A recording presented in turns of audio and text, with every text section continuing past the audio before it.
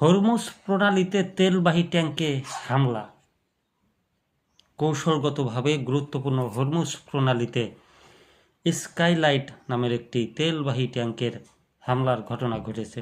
এ হামলায় 4 জন আহত হয়েছেন বলে জানিয়েছে ওমানের সমুদ্র বিষয়ক নিরাপত্তা কেন্দ্র। খবর আল জাজিরা। ওমানের মুসান্দাম এলাকা থেকে প্রায় 5 নটিক্যাল মাইল দূরে পালাওয়ের পতাকাবাহী ট্যাঙ্কার স্কাইলাইট লক্ষ্য করে এই আক্রমণ চালানো হয়। ওমান কর্তৃপক্ষ জানিয়েছে, হামলার পরপরই জাহাজে থাকা 20 জন নাবিককে নিরাপদ স্থানে সরিয়ে নেওয়া হয়েছে। আহত 4 জনকে চিকিৎসা দেওয়া হচ্ছে। ঘটনা সম্পর্কে তাৎক্ষণিকভাবে বিস্তারিত কিছু জানা যায়নি। কে বা কারাই হামলা চালিয়েছে সে বিষয়েও এখনও আনুষ্ঠানিক ঘোষণা আসেনি। এর আগে ওমানের রাষ্ট্রীয় সংবাদ মাধ্যম জানায়, দেশটির দুকম বন্দর এলাকায় 2টি ড্রোন হামলার ঘটনা ঘটেছে। ওই ঘটনায় একজন বিদেশি শ্রমিক আহত হন।